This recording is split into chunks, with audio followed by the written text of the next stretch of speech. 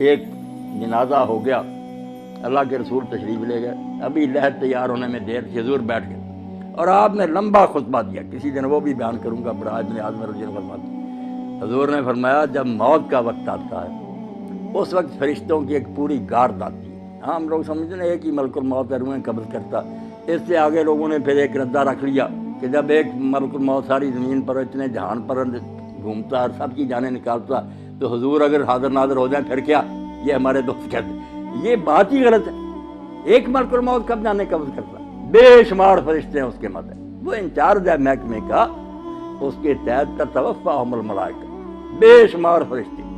تو اللہ کے رسول نے فرمایا پورا دستہ، ایک انسپیکٹر ہوتا اس کے ماتحت سپاہی ہوتے، وہ آ کر اتنی دور بیٹھ جاتے ہیں جہاں تک مردے کی نظر جاتی ہے، وہ نہیں قریب آتے، باقی سب سپاہی بیٹھ جاتے ہیں۔ یہ انچارج آتا، اگر وہ نیک ہے اس کے پاس جنت کا خوشبو سے بسا ہوا رومال ہوتا، سنگاتا، اسے اللہ کا سلام کہتا اور کہتا چل اپنے رب کی طرف، تیرا رب تجھ سے خوش ہے، تو اس سے خوش ہے۔ خوشی خوشی اس کی روح روانہ ہو جاتی۔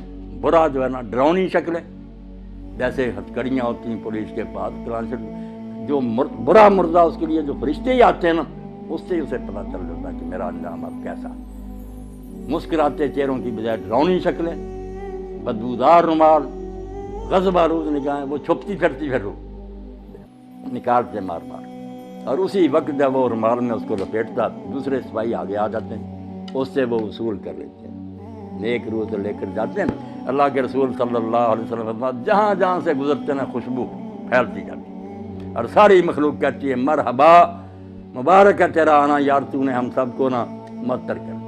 اور اگر برا تو بدبودار رومال، بدبو پھیلتی اور سارا جہان لعنت کرتا کہ تو کیسی منحوس روح ہے، ہمارا دماغ ہی خراب کرے۔ آسمانوں پر جاتے ہیں، پھر وہاں اجازت مانگتے ہیں کہ دروازہ کھولا جائے، کھولتے جاتے ہیں نیک کے لیے، 7 آسمان پر کے اللہ کی عدالت میں لے جاتے ہیں۔ حکم ہوتا ہے کہ اس کا سارا جو ہے نا اندراج وہ علیین میں کر دو، جو علیین سجین مشہور ہے کہ کوئی 2 جگہ جہاں روئے رہتی، غلط بات ہے۔ علیین سجین صرف آفس ہے، دفتر ہے، وہاں نیک لوگ جو ہیں ان کا اندراج ہو جاتا ہے کہ یہ شخص فوت ہو گیا، اس کی پوری کتاب جو زندگی تھی وہ بھی جمع کرا دی جاتی کہ یہ اس کا سارا ریکارڈ ہے۔ دوبارہ حکم ہوتا ہے کہ زمین میں سے میں نے اس کو پیدا کیا، وہیں لے جاؤ، زمین سے ہی دوبارہ اس کو پیدا، وہ روحیں واپس آ جاتی ہیں پھر اسی قبر کی طرف۔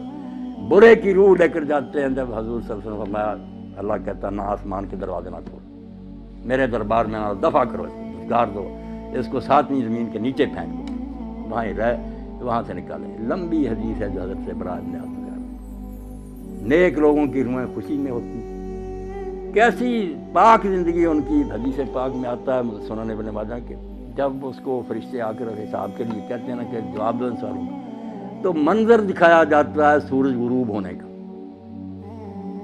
جب وہ مردہ ہوش میں آتا ہے اور فرشتوں کے سوالوں کے جواب دینا چاہتا، دیکھتا ہے کہ سورج غروب ہو رہا ہے، عصر کا وقت بھی تنگ ہو گیا، تو وہ کہتا دعونی اصلی، مجھے ذرا مہلت دو میں نماز پڑھ لوں۔ وہ کہتے ہیں اللہ یار تو اسے کیا حساب لینا جس کو اس وقت کی نماز یاد، مگر یہ حال ان کا ہی ہے نا جو زندگی میں نمازی رہے، جن کو یہاں کبھی خیال ہی نہیں آیا کہ نماز نامی شاید بھی مسلمان کا کوئی کام ہے، انہوں نے وہاں نماز کو کیا یاد کرنا۔ یہ سچا مومن اس وقت کہتا ہے دیکھتے ہوئے کہ سورج جا رہا، تو کہتا ہے یار سوالوں کے جواب دوں گا میں، پہلے مجھے نماز پڑھ، بڑا خوش ہوتے ہیں۔ اور جب سوال کرتے ہیں تیرا رب کون ہے، تیرا دین کیا ہے، تیرا نبی کون ہے، دیتا تو کہتے ہیں ہم پہلے ہی جانتے تھے، اس سے پوچھتے تو نے یہ، اس نے کہا میں اللہ کی کتاب پڑھتا تھا، قرآن سے مجھے سب پتا۔ وہ کہتے ہیں ہمیں تیرے بارے میں یہی توقع، سو جا، جیسے دلہن آرام سے سوتی ہے، اور روزانہ پھر اس کو جنت کا مقام دکھایا جاتا، ہر روز پردے ہٹا کر صبح شام وہ دیکھتا ہے کہ آخرت میں میرے لیے یہ تیار، خوشیاں جیسے مہمان خانے میں ریسٹ ہاؤس میں بیٹھے نا، وہاں دیکھتا ہے کہ میرے لیے یہ انعام ہے، خوشیاں ہی خوشیاں۔ اور دوسرے کو صبح شام جہنم دکھائی جاتی، جیسے پھانسی کا ہاتھ دکھایا جاتا کہ یہ ہے تیرے لیے، اب پھانسی گلے میں پڑنے، وہ بیچارہ پہلے ہی مرتا، مرنے سے پہلے روز مرتا ہے کہ یہاں میں جانے والا ہوں۔ اللہ فرماتا ہے نار یعرضون علیہا غدوا، صبح و شام فرعون اور اس کی جماعت جہنم کے آگے سے گزارے جاتے، وہ دکھائی جاتی۔ اور یوم القیامت یردون الی اشد، جب قیامت کا دن ہوگا سچ مچ داخل ہو جائیں، یعنی مرنے سے پہلے ہی فرشتوں کے شکلوں اور رویوں سے ہی پتہ چل جاتا کہ میرا حشر اب کیا ہے، اور بعد میں جو قبر میں جاتے ہی شروع ہو جاتا یا ایک سوال جو ہم لوگوں کو پریشان کرتا ہے کہ جب یہاں ہی سوال جواب ہوتے ہیں لوگوں کو ثواب عذاب ملنا شروع ہوتا ہے، قیامت میں پھر کیا ہوگا؟ جو کہتے ہیں صاحب صاحب قیامت کو ہونا ہے، ادھر آپ بیان کر رہے ہیں کہ سوال جواب ہوتے ہیں اور ثواب و عذاب ہوتا، یہ بھی آپ لوگ سمجھدار ہیں، سمجھنے کی بات ہے، ورنہ پریشانی ہوتی ہے۔ آپ سارے لوگ واقف ہیں اس سے کہ ایک ہے حوالات کہ زیر تفتیش مجرم وہاں رکھے گا، ایک جوڈیشل جیل ہے کہ مقدمہ چلا، فیصلہ سنایا گیا، پھر جس وارڈ میں جانے کے وہ لائق ہے وہ سزا سنا دی گئی، اس کو بھیج دیا۔ جہنم ہے جوڈیشل جیل، پورا مقدمہ سماعت ہو کے کس قسم کا مجرم ہے کہاں بھیجا جائے، یہ قیامت کے دن ہوگا۔ اور یہ جو ہے یہ صرف سرسری بات پر، جیسے پاسپورٹ دیکھا، ویزا دیکھا، چلو ادھر اس کو بھیج دو، یہ صرف ایسے ہے کہ یہ مہمان خانے میں بیٹھے ہوئے ہیں، خوشیاں منا رہے ہیں کہ آخری دعوت ہمارے لیے یہ ہے، جنت دکھائی جاتی ہے، برے ڈر رہے ہیں۔ اب یہاں یہ بھی سوال پیدا ہوتا ہے کہ ساتھ ساتھ ہی کیوں نہیں معاملہ طے ہو جاتا؟ اللہ تعالیٰ کو صابر ابھی فیصلہ کر دے، اس کو جہنم بھیج دے، اس کو جنت۔ یہ کیوں ہے دو مرحلے کے؟ قبر میں صرف سرسری بات پرس ہے، آخرت میں پھر جہنم میں جنت ہے۔ یہ چیزیں آپ چونکہ پڑھے لکھے ہیں اور یہ چیزیں ضرور کی ہیں کہ عقیدہ جو آخرت کا اس کو سمجھا جائے۔ بات اصل میں یہ اور بڑی نازک بات ہے جو قرآن حدیث نے بتائی، توبہ توبہ ہم اس کی طرف دھیان نہیں کرتے کہ نیکی بدی وہ نہیں جو آپ نے مرنے تک کی، کھاتا آپ کا بند نہیں ہوا، آپ مر گئے کھاتا چلتا۔ یہ جب تک یہ کارخانہ سٹاپ نہیں نہ ہوتا، میزان نہیں لگ سکتی کہ میری نیکیاں کہاں کہاں اپنا اثر دکھایا، میری بری مثالوں نے کتنے لوگوں کو گمراہ کیا۔ یہ جب قیامت آئے گی نا، اس وقت ہوگا کہ ڈاکٹر صاحب نے کتنے لوگوں کو دین کی طرف رغبت دلائی، ان کی وجہ سے کتنے لوگ دیندار بنے، انہوں نے اپنی اولاد کو، یہ سارا حصہ قیامت کے دن نکلنا۔ اللہ کہتا ہے نکتب ما قدموا وآثارا، ہم وہ بھی لکھتے ہیں جو زندگی میں تم نے آگے بھیج دیا، اور وہ بھی لکھتے ہیں جو فٹ پرنٹس ہیں، آپ کے قدموں کے نشان رہ گئے نا، اور لوگ اس پر چل رہے ہیں۔ اس لیے اللہ کے نبی علیہ السلام کی نیکیوں کا آپ اندازہ کریں۔ یہ جو ہم کہتے ہیں نا حضور کو یہ ثواب پہنچانا، یہ بہت بعد میں تنگ ذہن والوں نے نکالا۔ رسول اللہ کو پہنچانا کیا؟ جو نیکی امت کرتی ہے نا، میں نے قرآن پڑھا، نماز پڑھی، روزہ رکھا، ہر ایک امتی کے اس عمل میں سے ایک آپ کے کھاتے میں جا رہا ہے، صحابہ کے جا رہا ہے، اماموں، انہوں نے دین ہم تک پہنچایا۔ جو نیکی سکھائے گا، جتنے اس کے بعد جہاں تک وہ چلتی رہے گی اس کو ثواب ملے گا۔ یہ ایسا بینک کا کھاتا ہے جو بند نہیں ہوتا۔ اور برائی بھی اگر آپ نے شروع کر دی کہ اچھا بڑا گاؤں تھا، آپ نے کوئی لڑکی اغوا کر دی، کوئی قتل کر دیا، دشمنیاں ہو گئیں، آگے خون خرابے قیامت تک چل رہے ہیں، تو آپ کو حصہ نہیں ملنا۔ اگر ہٹلر نے جنگ عظیم لگا دی اور ساری مہنگائی ہوگی، دنیا مر گئی، تو اس کو سزا مل سکتی تھی دنیا میں؟ کون سی عدالت تھی؟ اس کے پاس کتنی زندگیاں تھیں کہ اس کو بار بار ایک ایک کے بدلے مارا، لاکھوں تو انسان مرے ہیں۔ اب قیامت کا دن چونکہ وہاں بار بار زندہ ہونا، بار بار مرنا، یہ عدالت نے سنا، اس کو اتنی بار پھانسی دی ہے۔ یہ بیچارے کہتے ہیں قانون کے مطابق اس کو دینی تو چاہیے مگر دے نہیں سکتے، وہاں سچ مچ جیت جائے گی۔ تو یہ نیکی اور بدی کا جو لمبا چوڑا تصور ہے کہ نیکیاں بھی جہاں جہاں جا رہی ہیں، یہ بھی آپ کے کھاتے میں پڑی۔ اسی لیے اللہ کے رسول علیہ السلام فرماتے ہیں آدم کا پہلا بیٹا جس نے اپنے بھائی کو قتل کیا، اب جب قتل ہوتا ایک گناہ اس کے کھاتے میں اور قتل کا پڑتا جاتا کہ تو نے یہ سننا شروع کی۔ اگر یہ بد رسم تو شروع نہ کرتا تو کیوں انسانوں میں قتل؟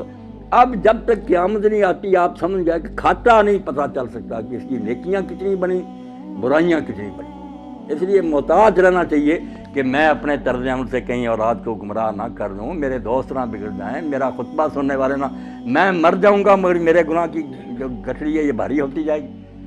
کوشش کروں کہ میں اچھی مثال قائم کروں تاکہ اس پر لوگ چلیں، تو میرے مرنے کے بعد بھی وہ ثواب مجھے پہنچتا رہے۔ اس لیے اس کے سوا کوئی چارہ نہیں کہ جاتے وقت صرف سرسری کاغذات دیکھے جائیں، ان کو مہمان خانے میں ٹھہرا دیا جائے، ان کو حوالات میں بند کر دیا جائے، اور انتظار کریں آخری عدالت کا کہ جب آخری عدالت آئے گی پھر ہاتھ پاؤں بولیں گے، فرشتے گواہی دیں گے، زمین بولے گی، سارا تیرے نیکی بری کا کچا چٹھا آ جائے گا، جنت دوزخ کا فیصلہ اس وقت ہوگا۔ اور جنت دوزخ بھی کوئی ایک نہیں، اب جنت کا نبی علیہ السلام نے فرمایا کہ تم سمجھو بس جنت میں چلے ایک برابر ہے، وہاں 100 درجہ جنت۔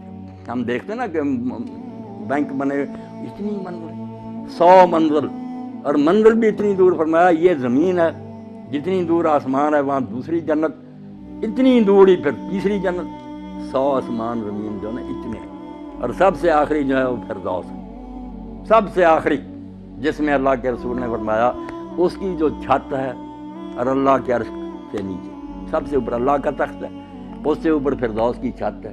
اس فردوس کی چھت کا نام عربی زبان میں الوسیلہ ہے، اور وہ صرف ایک بندے کو الاٹ ہوگا ساری کائنات میں. وہ کتنا خوش قسمت ہوگا، اور وہ کون ہے؟ خود محمد رسول اللہ صلی اللہ علیہ وسلم. فرمایا وہ ایک آدمی کو ملنا ہے، اور امید ہے کہ میں ہی ہوں، مگر میں دعویٰ نہیں کر سکتا. تم میرے لیے اذان کے بعد وہ مانگو. اس لیے ہم جو ہے صلی اللہ علیہ وسیلہ، میرے لیے وہ مقام اور مرتبہ مانگو. ہم کہتے ہیں آتے محمد علیہ وسیلہ، کہ اللہ جو تیرے قریب کا وہ مقام ہے وہ حضور کو دے. تو اس جنت میں بھی بہت مراتب ہے، اس لیے جتنی جتنی نیکیاں بنیں گی، کوئی نیچے کی منزل میں رہ جائے گا، کوئی دوسری میں، کوئی 100ویں میں پہنچے گا. اور جہنم میں بھی اسی طرح بہت طبقے ہیں، ایک ہی نہیں کہ سارے ایسے ہی مجرم ایک ہی طرح اکٹھے کر لیں. نہیں، جیسے پھانسی والوں کی کوٹھیاں الگ ہیں، دوسروں کی آسانیاں، جہنم میں بھی کسی کے گناہ معمولی ہے اس کو ہلکا عذاب ہوگا. جیسے ابو طالب میں رسول اللہ کے چچا، تو نبی علیہ السلام سے جب پوچھا کہ اللہ کے رسول، حضرت عباس نے پوچھا، بھائی تھے ان کے ابو طالب کے، کہ آپ کے چچا نے آپ کی اتنی حمایت کی، دشمنوں کے مقابلے میں اس طرح وہ سینہ تان کر کھڑا رہا، حفاظت کرتا، آپ کی اس امداد سے اس کو کوئی نفع پہنچا؟ تو حضور نے فرمایا میری امداد اور حفاظت کی برکت ہے کہ جہنم میں سب سے ہلکا عذاب ابو طالب کو ہوگا، ورنہ اگر نہ ہوتا تو درمیان جہنم کے ہوتا. اب میرا ساتھ دینے کی برکت یہ ہے کہ پھر جوتیاں آگ کی ہوں گی، توبہ، اس سے بھی دماغ خور رہا ہو. باقی جو پھر بہت بڑی جگہوں میں ہوں گے، اللہ پناہ. اللہ کہتا ہے اس وقت تم سر جھکائے پھر یہ منت سماجت کرو گے کہ اللہ دوبارہ بھیج، تو اللہ نہیں سنے گا. پھر اب وقت ہے کہ موت آنے سے پہلے پہلے توبہ کر لو، باز آ جاؤ، چھوڑ دو برائیاں، نیک ہو جاؤ. پھر کوئی بات نہیں، تم سے جتنے جی چاہے گناہ ہوئے نا اللہ معاف